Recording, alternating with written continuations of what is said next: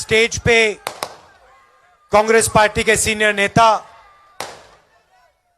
हमारे प्यारे कार्यकर्ता, भाइयों और बहनों, प्रेस के हमारे मित्रों, आप सबका यहां बहुत बहुत स्वागत। कुछ दिन से ये भारत जोड़ो यात्रा कन्याकुमारी से कश्मीर तक चल रही है। सुबह चलना शुरू करते हैं 6 बजे और शाम को 6-7 बजे हम रुकते हैं। दिन भर हम तेलंगाना की जनता से बात करते हैं, माताओं से, बहनों से, किसानों से, मजदूरों से, छोटे व्यापारियों से, युवाओं से। उनके दिल में जो है उसको हम सुनते हैं। 7-8 घंटे हम आपकी बात सुनते हैं और अंत में 15 मिनट हम अपनी बात रखते हैं। भारत जोड़ो यात्रा हमने क्यों शुरू की? आप सबने देखा होगा कि देश में बीजेपी के लोग, आरएसएस के लोग नफरत और हिंसा फैला रहे हैं, दूसरे भाई से लड़ा रहे हैं। एक तरफ बीजेपी हिंसा फैला रही है, नफरत फैला रही है, और दूसरी तरफ टीआरएस उनका पूरा का पूरा समर्थन कर रही है। जो भी बीजेपी चाहती है टीआरएस लोकसभा में, राज्यसभा में कर देती है।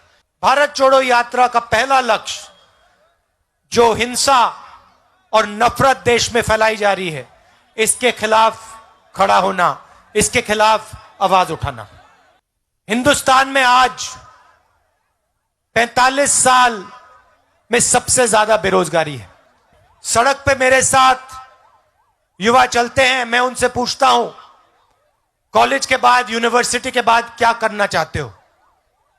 मैं पूछता हूं, कहते हैं, कोई कहता है आईएएस, कोई कहता है पुलिस, कोई कहता है आर्मी, कोई सॉफ्टवेयर इंजीनियर बनना चाहता है, कोई सिविल इंजीनियर बनना चाहता है। युवाओं के ये सब सपने हैं। इसके बाद मैं उनसे पूछता हूं, क्या लगता है तुम्हें रोजगार मिलेगा? चुप हो जाते हैं।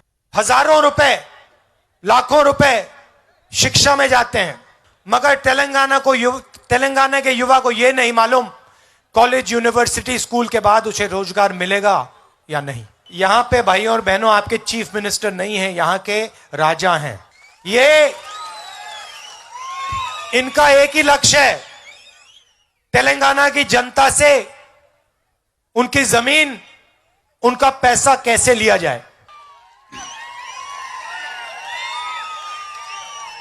हर शाम चीफ मिनिस्टर भूमि पोर्टल को देखते हैं, किसने क्या खरीदा।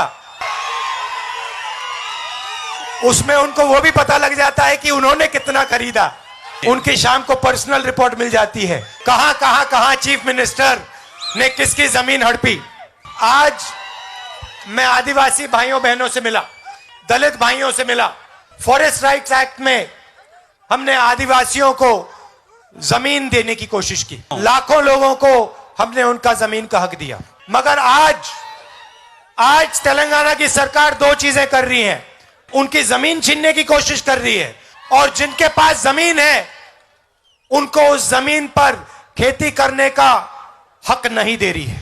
दलित भाइयों और बहनों को हमने 25 लाख एकड़ दिलवाए थे, उसको कैंसिल करने की कोशिश हो रही है। जमीन आज तेलंगाना में सबसे बड़ा मुद्दा है, और इससे सबसे ज्यादा कष्ट तेलंगाना की जनता को हो रहा है। हमारी सरकार आएगी तो फॉरेस्ट राइट एक्ट को हम 100% इंप्लीमेंट करके दिखाएंगे, और जो दलितों को हमने जमीन का वायदा किया था, जो पट्टा दिया, उसका पूरा का पूरा हक हम उनको देंगे। और ये धरनी पोर्टल में जो बेईमानी हो रही है, गलत नाम डाले जा रहे हैं, इसको हम ठीक करेंगे। बेरोजगारी का सबसे बड़ा कारण नोटबंदी और गलत जीएसटी। आज मैं बुनकरों से मिला, हैंडलूम इंडस्ट्री में जो काम करते हैं उनसे मिला, और उन्होंने मुझे बताया कि जीएसटी ने उनके बिजनेस को बर्बाद कर दिया, उनके काम को खत्म कर दिया। 18% जीएसटी लागू कर दी उन पर। भाइयों और बहनों, नोटबंदी और जीएसटी ने जो छोटे बिजनेस वाले, मिडिल साइज बिजनेस वाले छोटे व्यापारी हैं, उनकी जिंदगी बर्बाद कर दी। जीएसटी और नोटबंदी हिंदुस्तान के सबसे अमीर लोगों को फायदा पहुंचाने के लिए किए गए हैं। और जीएसटी और नोटबंदी के बाद जो छोटा बिजनेस चलाता था, जो मिडिल साइज बिजनेस चलाता था, उन सब के बिजनेस व्यापार बंद हो गए हैं। दिल्ली में हमारी सरकार आएगी तो हम जीएसटी को बदलेंगे और एक टैक्स, सिर्फ एक टैक्स होगा, 5 टैक्स नहीं होने वाले।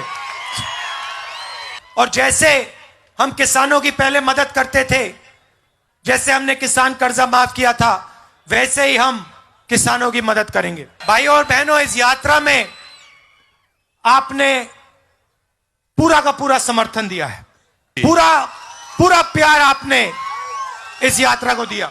आप देखिए, इस यात्रा में अलग अलग धर्म के लोग, अलग जात के लोग, अलग भाषा बोलने वाले लोग सब चलते हैं। इस यात्रा में आपको हिंसा, नफरत नहीं दिखाई देगी। इसमें कोई गिरता है, धक्का लगता है, गिरता है, एकदम सबके सब लोग उसे उठा लेते हैं, मदद करते हैं। यही सच्चा हिंदुस्तान है। तो इसके लिए मैं दिल से आपका धन्यवाद करना चाहता हूं। आमतौर से सुबह जब व्यक्ति उठता है, चलता है, तो थकान नहीं होती। 6-7 घंटे चलने के बाद व्यक्ति थक जाता है। यहां यात्रा में 7 घंटे के बाद कोई थकान नहीं होती। 7 घंटे चलने के बाद लगता है कि अभी शुरुआत की है। इसका कारण है, मैंने पहले सोचा, बात समझ नहीं आ रही थी, ये कैसे हो रहा है, कैसे हो सकता है कि पूरे दिन थकान ही नहीं होती। 25 किलोमीटर चलने के बाद थकान नहीं हो रही। फिर बात मुझे समझ आई, मैं आपकी शक्ति के साथ चल रहा हूं, आपकी मदद से चल रहा हूं, आपके प्यार से चल रहा हूं, इसीलिए यात्रा आसान है। और ये यात्रा अब कश्मीर में जाके खत्म होगी, रुकेगी। फिर से आप सबका दिल से धन्यवाद करना चाहता हूं और आपको याद दिलाना चाहता हूं कि बीजेपी और टीआरएस एक साथ काम करते हैं, एक साथ तेलंगाना और हिंदुस्तान के लोगों का फायदा उठाते हैं। चुनाव के समय ये ड्रामा करते हैं, मगर ये दोनों एक साथ हैं। और कांग्रेस पार्टी गरीबों के साथ, कमजोर लोगों के साथ, छोटे व्यापारियों के साथ, किसान और मजदूर के साथ। आप सबका बहुत बहुत धन्यवाद। नमस्कार, जय हिंद।